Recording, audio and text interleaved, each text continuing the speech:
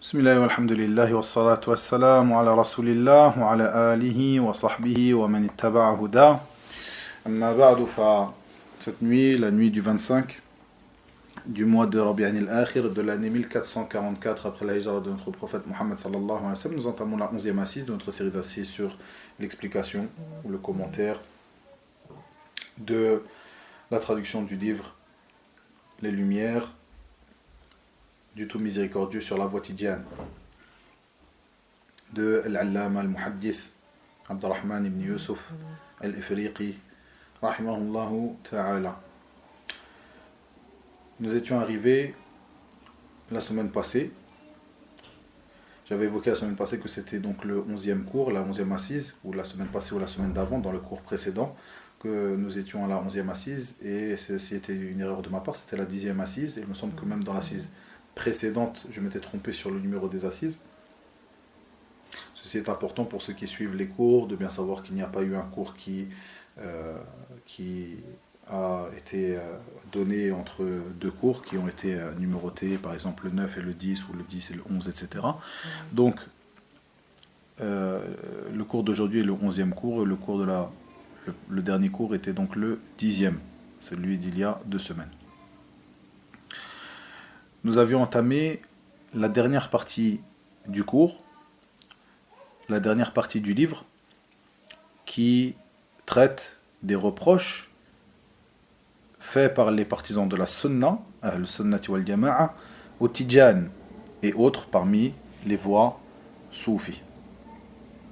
J'avais lu la traduction approximative du sens des paroles, la traduction approximative des paroles de Al-Sheikh Abdurrahman Al-Ifriqi, rahimahullah, en introduction à cette partie, puis nous avions vu la première croyance, le premier égarement des Tidjan qui a été rapporté par Sheikh Abdurrahman, rahimahullah, après sa longue introduction, comme je l'ai cité à de maintes reprises, qui est une introduction très profitable pour comprendre les réfutations, sa réfutation en particulier, les réfutations de manière générale et la méthodologie empruntée par les gens de science lors des réfutations.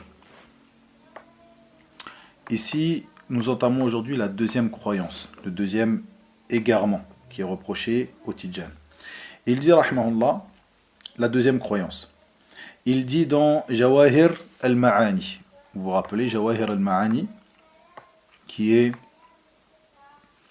comme je l'ai évoqué la semaine passée, dont le titre de la traduction française, puisque ce livre est effectivement traduit en français, ce qui nous montre aussi l'importance de parler de cette voie déviante, la voie tidjane, et de les réfuter, ceci dans des cours en langue française, de même que de traduire des livres traitant des réfutations, ici en l'occurrence réfutation à la voie tidjane, comme des livres précédents, si vous vous rappelez, que nous avons étudié ensemble, que nous avs pu traduire, walillahi alhamd, sur la réfutation de la secte des frères musulmans, la réfutation des chrétiens, le livre de Cheikh Mohammed Taqiyuddin al-Hilali, l'épreuve de l'évangile, et autres que cela, parmi les livres que nous étudierons et que nous traduirons dans le futur, insha'Allah ta'ala.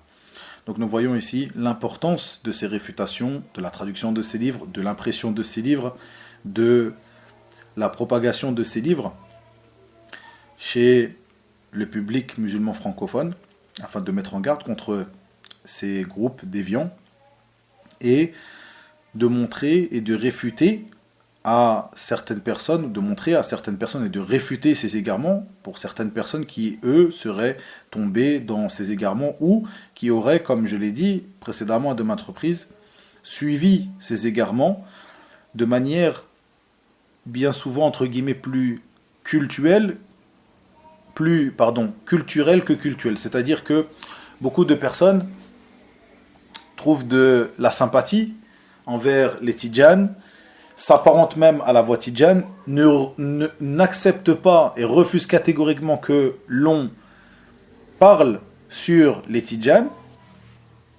et ceci car ils ont grandi dans une famille tidjani, dans une famille qui vient d'un pays qui ou dans lequel est répandue cette voie, comme je l'ai dit, en particulier ces pays comme le Sénégal, le Mali, la Mauritanie, le Maroc, l'Algérie et autres, où cette voie tidjane est fortement répandue.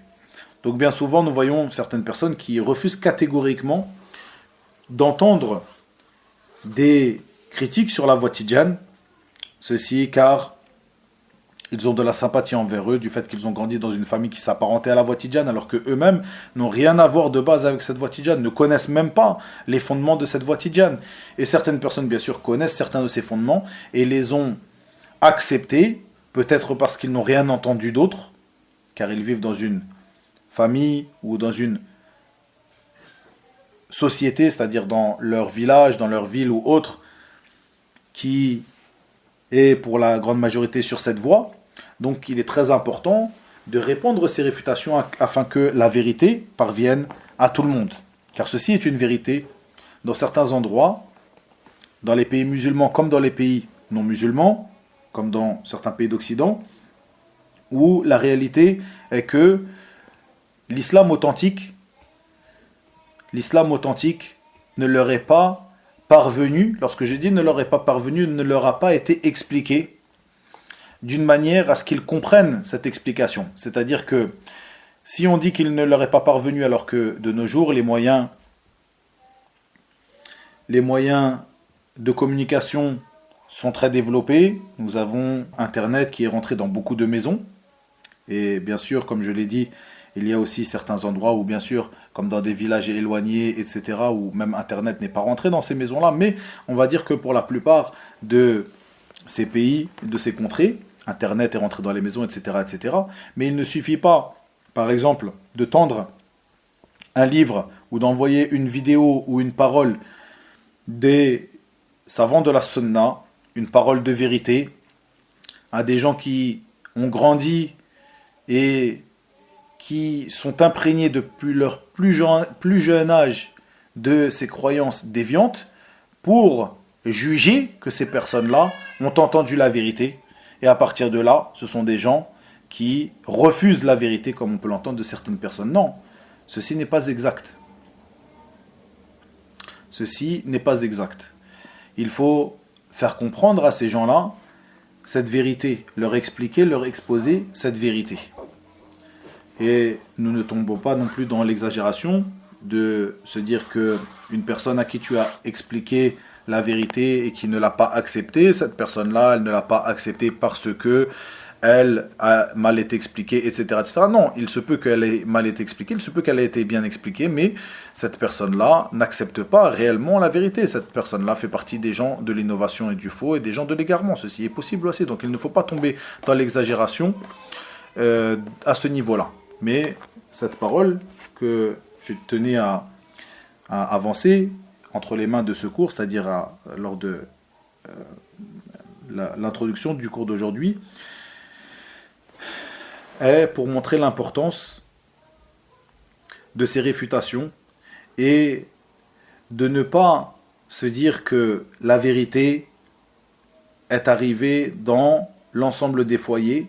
La vérité est claire sans aucun doute, mais il se peut que cette vérité qui est claire ait été assombrie par les paroles des gens du faux, les prêcheurs du faux, et dans certaines maisons, dans certains foyers, dans certaines contrées, dans certains villages, dans certaines villes, ces paroles de vérité ne sont pas parvenues ou n'ont pas été expliquées et éclaircies comme il le faudrait pour que les gens de ces endroits acceptent cette vérité. Donc, nous voyons ici l'importance, barakallahu fikum, de ces réfutations, d'en parler, de faire des cours sur les réfutations des égarements, de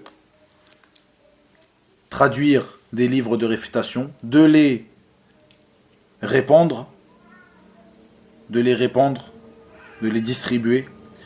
Et sans aucun doute, ceci est une œuvre par laquelle nous nous rapprochons d'Allah tabaraka wa ta'ala. Et ce qui est à noter, c'est que bien souvent, ces réfutations, ces livres de réfutation, etc., ne sont pas très bien accueillis par le grand public.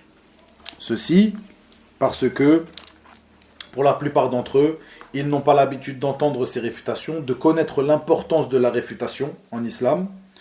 Et nous voyons que nos frères, jazahumullahu khayra, qui prennent sur eux d'imprimer et d'éditer ces livres de réfutation, ont, incha'Allah azza wa jal, leur récompense auprès d'Allah tabaraka wa ta'ala, car dans cette œuvre-là, sans aucun doute, du fait que ces réfutations ne sont pas très bien reçues du grand public, comme nous en a fait part certains de nos frères, jazahumullahu khayra, qui éditent et qui sont courageux d'éditer ces livres de réfutation, qu'ils ont rencontré maintes et maintes critiques de la part d'autres personnes travaillant dans le milieu de l'édition, de la vente de livres et autres que cela, car ceci est une chose qui ne se vend pas. Mais ce que nous recherchons par cela, ce n'est pas des biens de cette vie d'ici-bas, mais plutôt le visage d'Allah tabaraka wa ta'ala. Défendre la religion d'Allah tabaraka wa ta'ala contre ceux qui la dénaturent ou qui cherchent à la dénaturer, ceux qui cherchent à pervertir les esprits. Barakallahu fikum. Je me rappelle ici une parole de ce grand savant, Cheikh Mohammed Taqi-Din al-Hilali, rahmatullahi alayh, ceci pour appuyer aussi le fait que, bien que la vérité est claire, sans aucun doute, mais que dans certains endroits, à certaines périodes, à certains moments et dans certains endroits, certaines villes, certaines contrées, eh bien, cette vérité peut être ombragée par le faux et les gens du faux. Une parole de Cheikh Mohammed Taqi-Din al-Hilali, rahmatullahi alayhi, lui qui était un grand prêcheur à l'unicité d'Allah, tabaraka wa ta'ala, dans de nombreux pays, en particulier dans son pays, le Maroc, harasa Allah, nous voyons que ce dernier disait, comme dans son livre Ad-Da'watu ila Allah, il rappelait que pendant une période où il se trouvait au Maroc, lorsqu'il était dans le nord du Maroc, dans la ville de Tanger et de Tétouan et de ses environs, eh bien, certains parmi les gens de science l'avaient aidé en lui envoyant des livres. Donc il explique qu'il avait fait éditer des livres de Cheikh al-Islam Mohammed ibn Abdul Wahhab, parmi ces livres Kashf al-Shubuhat, et ce dernier, rahimahullah, avait changé le nom de l'auteur pour qu'il soit accepté, c'est-à-dire qu'il avait changé son nom. Il s'appelle Mohammed ibn Abdul Wahhab ibn Sulaiman al-Tamimi al-Najdi al-Dar'i. Et il avait donc écrit sur le livre Mohammed ibn Sulaiman, donc il avait donné le nom de son grand-père, chose qui est acceptable, qui est véridique, Mohammed ibn Sulaiman al-Dar'i. Et il y a une ville au Maroc qui s'appelle Dar'a, qui, la personne qui vient de cette ville, de cette contrée Dar'a, s'appelle Ad-Dar'i.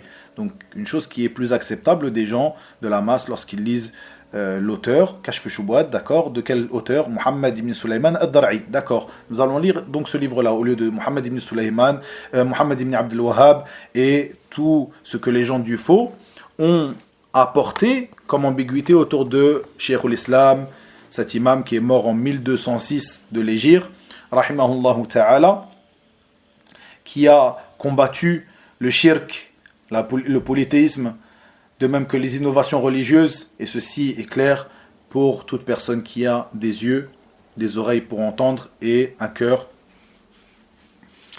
pour comprendre. Ici donc, Al-Shir avait trouvé cette méthode, et lorsqu'il en fit part à Cheikh Mohammed ibn Ibrahim al-Shir, rahimahullah ta'ala, ce dernier fut content de cette ruse, de cette bonne ruse qu'il utilisa pour répandre les livres de Cheikh al-Islam.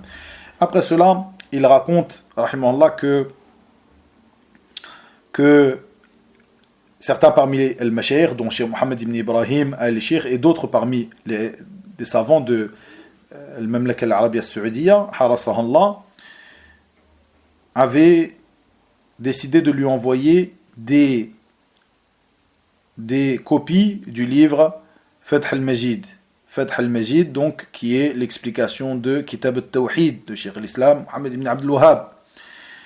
Ils avaient envoyé au départ plus de 300 éditions, et après ils avaient promis d'envoyer plus d'1 millier d'éditions, etc. Al-Muhim, il expliqua que 300 éditions ont été envoyées, et Cheikh décida de les mettre en vente, et il avait demandé conseil auprès des savants, Cheikh Mohammed ibn Ibrahim al-Cheikh, de même que Cheikh ibn Baz, rahmatullah alayhi, à cette époque. Il avait demandé conseil aux savants à propos de cela, car il voyait que un livre qui n'est pas acheté n'est pas lu. Un livre qui n'est pas acheté n'est pas lu. Ceci est une parole qui est connue. Et il voyait qu'il fallait absolument le mettre en vente, mais à un prix très bas, et l'argent qu'il allait récolter allait le servir à rééditer le livre, ce qu'il a fait effectivement, rahimahullah ta'ala. Al-Muhim, il décida de le mettre en vente à un prix très bas. Je crois qu'il le vendait à 6 dirhams à l'époque, donc je ne sais pas combien ça fait, proportionnellement à aujourd'hui, mais c'était un prix assez dérisoire à l'époque, donc, et donc pour le livre. Et donc il évoqua que le livre s'est vendu dans plusieurs contrées où il y avait des prêcheurs, écoutez bien, où il y avait des prêcheurs au tawhid, où il y avait des gens qui appelaient au tawhid. Le livre s'est très bien vendu et très rapidement. Et dans certaines contrées, il évoqua une ville où il est connu que les gens du shirk ou les gens de l'innovation étaient nombreux, et où il n'y avait pas à sa connaissance de prêcheurs à Tawhid, à l'unicité d'Allah tabaraka wa ta'ala. Il dit qu'en un an, il avait envoyé lui-même 6 exemplaires dans cette ville, et en un an, il n'y avait eu que 2 ou 3 exemplaires qui s'étaient vendus. Alors que dans les autres contrées où il y avait des prêcheurs au Tawhid, beaucoup d'exemplaires s'étaient vendus en très peu de temps. Tout ça pour dire que ceci est effectif. Il y a des endroits où parfois la vérité, malgré sa clarté, est ombragée par la voix des gens du faux. Il nous convient donc d'appeler à cette voix et ne pas désespérer d'y appeler sans cesse. Et ceci par de nombreux moyens.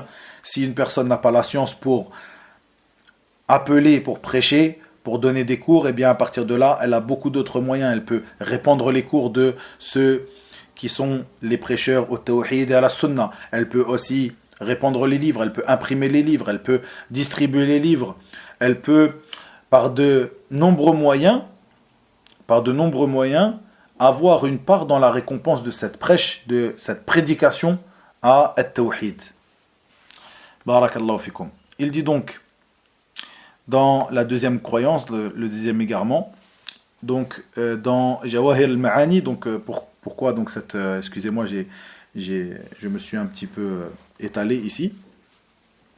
Il dit donc dans Jawahir al-Ma'ani, qui a pour traduction française les perles des indications et compréhensions recueillies auprès du Cheikh Sidi Ahmed At-Tijani, écrit par Ali Harazim ibn al-Arabi Barada, comme je l'avais évoqué la semaine passée. Et donc comme je l'ai dit, si ce livre est traduit en français, c'est un livre de référence, c'est le plus grand livre de référence de la secte Tidjane, eh bien cela montre que le public francophone a besoin sans aucun doute de ces réfutations sur la voie Tidjane. Barakallahu fikum. C'est ce que je voulais vous mettre en avant ici dans l'introduction du cours d'aujourd'hui, le fait que s'il y a des livres de cette voie qui est traduit en français, de même que des livres des Ikhwan qui sont traduits en français, s'il y a des livres de Ar-Rawafid qui sont traduits en français, des Shia qui sont traduits en français et autres parmi les sectes de l'islam, ou des sectes qui s'apparentent à l'islam mais qui n'en font pas partie, eh bien cela montre l'importance de faire des réfutations à ces groupes et sectes. Barakallahu fikum. Il dit dans Jawahir al-Ma'ani, donc Ali Harazim, donc il rapporte les paroles de Ahmed Tijani, il dit: assurément prononcer une seule fois Salat al-Fatih équivaut à toute glorification faite dans l'univers. Écoutez bien, Salat al-Fatih qui est le wird, un de l'awrad par lequel la secte des Tidjane est connue, et c'est celui qui est le plus connu et le plus important dans la secte des Tidjane. Et on va en évoquer d'autres dans nos cours à venir. Mais ici, c'est le wird le plus connu de la secte des Tidjane, Salatul Fatih. Salat al-Fatih. Faites bien attention si vous entendez cette dénomination, Salat al-Fatih, ce wird, ce dhikr, comme ils peuvent l'appeler parfois. Donc ils ont l'habitude de dire wird, qui est une manière d'appeler le dhikr chez As-Soufia, comme vous le savez, comme je l'ai déjà évoqué. Si vous entendez cette dénomination chez quelqu'un, faites attention. Dont le début est Allahumma salli ala Muhammad al-Fatih lima ughliq. Al-Fatih lima ughliq. C'est pour cela qu'elle s'appelle Salat al-Fatih. Allahumma salli ala Muhammad al-Fatih lima ughliq. Donc, il dit, assurément prononcer une seule fois Salat al-Fatih. Donc, Salat al-Fatih qui est ce dhikr, Allahumma salli ala Muhammad al-Fatih lima ughliq, il a akhir al-du'a qui est un du'a ou qui est un dhikr qui n'est pas, ou un du'a, un dhikr qui n'est pas très long. Il dit, elle équivaut. Prononcer une seule fois Salat al-Fatih équivaut à toute glorification faite dans l'univers et toute évocation, toute invocation, donc évocation dhikr et invocation de du'a, grande ou petite, de même elle équivaut à 6000 fois la récitation du Coran. Salat al-Fatih, l'évoquer une seule fois, équivaut pour eux à toute du'a, toute évocation grande ou petite, et elle équivaut à 6000 fois la récitation du noble Coran, le livre d'Allah, la parole d'Allah, tabaraka wa ta'ala. Et il dit ceci dans la page 96, dans la première édition aux éditions At-Taqaddum. En arabe, bien sûr. Cheikh Abdurrahman, Al-Ifriqi, rahimahullah, dit: c'est là une mécréance, une apostasie et une sortie de la religion de l'islam. Encore une fois, entre guillemets, les gens de la sunna, à l'inverse de At-Takfiriyo, de Al-Khawarij et autres, ne jugent pas de la mécréance d'une personne précise sans avoir réuni les conditions et que les empêchements soient levés par rapport à cette personne. Ici, cette parole ne veut pas dire que toute personne qui dirait cela sans condition serait un mécréant. Ici, on donne un jugement, Cheikh Abdurrahman al-Ifriqi donne un jugement sur cette parole et sur une personne qui prononcerait cette parole sans donner un jugement sur une personne précise, car cette personne-là, même si elle prononce une parole de mécréance ou elle fait un acte de mécréance, eh bien ce qui est connu chez les gens de la sunna, c'est qu'il faut attendre de voir, et ce n'est pas n'importe qui jugera de sa mécréance, et il faut attendre de voir si cette personne a réuni les conditions pour qu'on puisse juger de sa mécréance et que tous les empêchements soient levés. Et ceci est très important, et ceci est une chose qui différencie les gens de la sunna as-salafiyin de al-khawarij ou al-takfiriyin. Il dit donc, c'est là une mécréance, une apostasie et une sortie de la religion de l'islam. Reste-t-il dans le monde un musulman qui ne juge pas mécréant l'auteur d'une telle parole?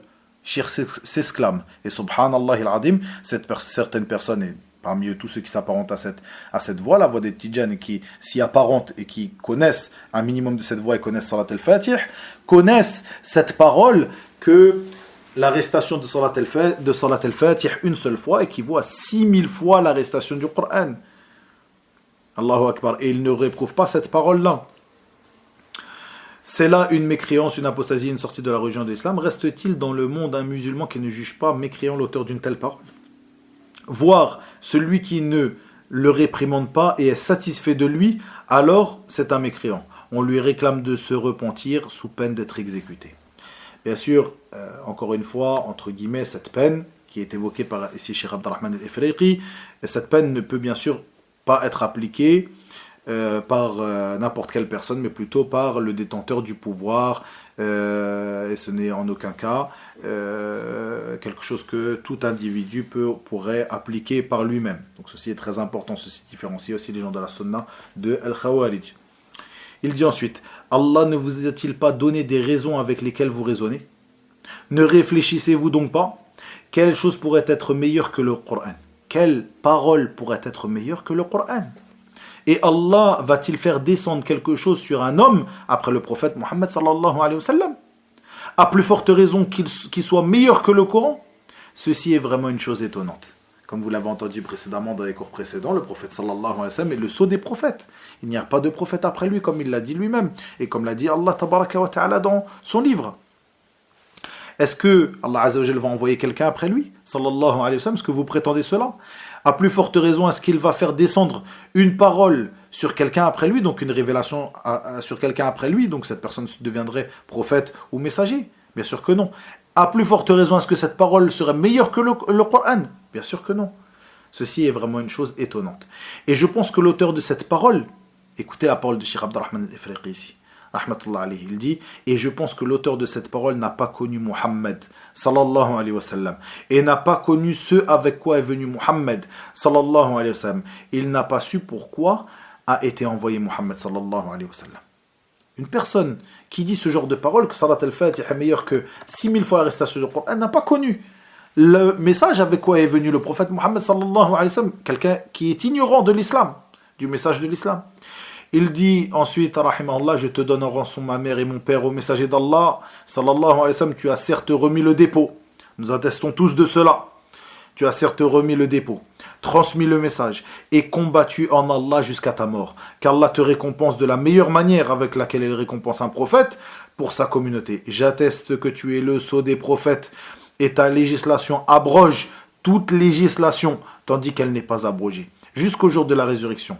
Jamais personne n'est venu après toi avec une chose semblable avec une chose semblable à celle avec laquelle tu es venu. J'atteste que celui qui prétend que se trouve une révélation qui descend, ou que celui-ci, lui, est révélé à lui-même, a certes proféré un immense mensonge sur Allah, tabaraka wa ta'ala. Puis il évoqua, rahimallah, la parole d'Allah Azza wa Jalla dans le sens de ses paroles, certes, ceux qui forgent le mensonge contre Allah ne réussiront pas, ce sera pour eux une piètre jouissance, mais un douloureux châtiment les attend.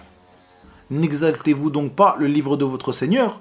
Ô vous les gens, délaissez cette voie de mécréance. Donc Shir s'exclame et appelle les gens de la voie Tidjane en leur disant, délaissez cette voie de mécréance qui est prétendument meilleure que le Coran, d'après celui qui le dit.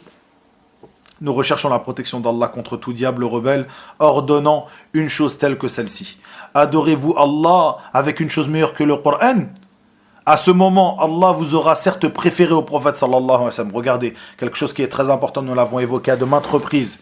Celui qui prétend cela, il prétend qu'il est mieux guidé que le prophète Mohammed sallallahu alayhi wa sallam et que ses compagnons. Celui qui prétend qu'il adore Allah azza wa jalla avec une chose qui est meilleure que ce avec quoi l'a adoré son prophète sallallahu alayhi wa sallam et ses compagnons. Il prétend qu'il est meilleur que le prophète sallallahu alayhi wa sallam. Et il prétend qu'il l'adore avec une chose qui est meilleure, qu'il se rapproche d'Allah avec une chose qui est meilleure que toute chose avec laquelle s'est rapproché notre prophète sallallahu alayhi wa sallam. Aura certes proféré donc. Il dit, rahimallah, adorez-vous donc Allah avec une chose meilleure que le Coran? À ce moment-là, Allah vous aura certes préféré au prophète sallallahu alayhi wa sallam et à ses compagnons radiyallahu anhum, car eux ne l'ont pas adoré avec une chose meilleure que le Coran. Le prophète sallallahu alayhi wa sallam consacrait certes une partie de sa nuit à la récitation du Coran, de même que ses compagnons radiyallahu anhum. Il dit sallallahu alayhi wa sallam dans le sens de ses paroles, la meilleure chose que j'ai dite, moi et les prophètes avant moi, est il n'y a de divinité digne d'être adorée en dehors d'Allah, la ilaha illallah. La meilleure chose que j'ai dite, moi et les prophètes avant moi, est la ilaha illallah. Le meilleur des rappels, la meilleure des évocations, comme l'a dit le prophète sallallahu alayhi wa sallam, afdalu dhikr, la ilaha illallah. Le meilleur des dhikr, le meilleur des évocations est la ilaha illallah. Et la meilleure des paroles, sans aucun doute, est la parole d'Allah, tabaraka wa ta'ala, le Coran. Il dit ensuite, il a authentiquement été rapporté qu'il a dit, la supériorité de la parole d'Allah sur la parole des créatures équivaut à la supériorité d'Allah sur ses créatures, rapporté par At-Tirmidhi et autres. Ce hadith a été évoqué par le cheikh ici, rahimahullah, et il est jugé faible par le cheikh Nasr, le cheikh Al-Albani, rahimahullah, dans son livre Da'if At-Tirmidhi. Mais il n'en reste pas moins vrai que la parole d'Allah Azza wa Jal reste la meilleure des paroles. Elle est au-dessus de n'importe quelle autre parole. Tabaraka wa ta'ala. Cela ne barre-t-il pas le chemin? Il dit ensuite, rahimallah, cela ne barre-t-il pas le chemin vers le Coran, aux ignorants et aux gens de la masse? Est-ce que par ces paroles où vous nous dites que Salat al-Fatiha est meilleur que 6000 fois le Coran, vous ne barrez pas plutôt la route aux gens vers le Coran? En fait, ceci est la voie des gens de l'innovation. Regardez, si une personne, tu l'orientes vers la meilleure des paroles, il cherchera à la lire, à la méditer, à la prendre par cœur, et il y a toute la guidée dans le livre d'Allah, tabaraka wa ta'ala. À ce moment-là, cette personne fera partie des gens qui méditent sur la meilleure des paroles et sur la parole de guidée. Mais si tu dis à ces personnes-là, tu les appelles à revenir vers une parole qui sera meilleure que celle-ci, eh bien, à ce moment-là, tu auras barré la route aux gens vers la guidée. Tu auras barré la route aux gens, cette route qui mène vers la guidée. Et tu les auras appelés à ta voix, à ta parole, à toi. Comme l'a fait ici Ahmed Tijani avec cette parole. Il dit, cela ne barre-t-il pas le chemin vers le Coran aux ignorants et aux gens de la masse? Et existe-t-il quelqu'un qui continue à s'accrocher à cette voie après avoir entendu qu'elle est meilleure que le Coran? Si ce n'est un ignorant du livre d'Allah et de la sunna du messager d'Allah sallallahu alayhi wa sallam, est-il possible que s'installe dans une raison saine,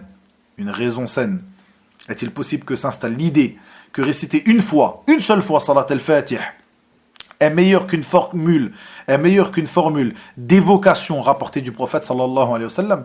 Juste ceci.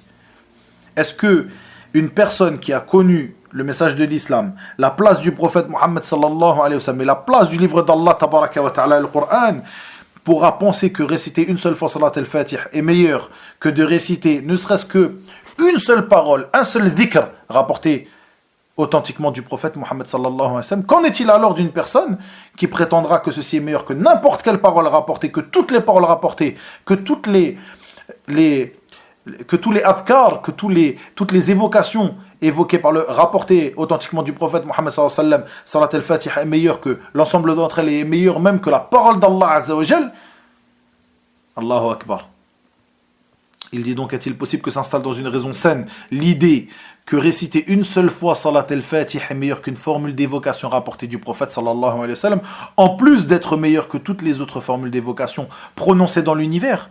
Ne réfléchissent-ils donc pas? Par Allah, cette voie a rassemblé tout ignare sot loin de la religion. Ceci est la parole de Cheikh Abdurrahman al-Ifriqi. Ô vous les gens, Adam, Nuh, Moussa, Isa et Muhammad, que les prières et le salut d'Allah soient sur eux tous. Salawatullahi wa salamuhu alayhim ajma'in. N'invoquaient-ils pas Allah? Est-ce que tous ces prophètes d'Allah azza wa jal n'invoquaient-ils pas leur Seigneur? L'initiateur de cette secte est-il meilleur que l'ensemble de ses prophètes? Non, et loin s'en faut. C'est à Allah que nous appartenons et c'est vers lui que nous reviendrons. Inna lillahi wa inna ilayhi raji'un. Une parole telle que celle-ci est une musiba, C'est pour cela que le Cheikh termine en disant Inna lillahi wa inna ilayhi raji'un. C'est à Allah que nous appartenons, c'est vers lui que nous reviendrons. Cette parole donc, Salatul Fatih, sur laquelle ils construisent des histoires et ils l'enseignent aux jeunes comme aux moins jeunes en leur disant que ceci est la meilleure parole qu'ils puissent prononcer. Et bien sûr, ils ont d'autres awrad, d'autres adhkar qu'ils prétendent être meilleurs que les adhkar qui sont rapportés du prophète sallallahu alayhi wa sallam. Et ces adhkar, je les évoquerai dans les cours prochains. Inch'Allah ta'ala, wa ilahuna wa billahi tawfiq, wa sallallahu wa sallam wa barak. على نبينا محمد وآخر دعوانا أن الحمد لله رب العالمين.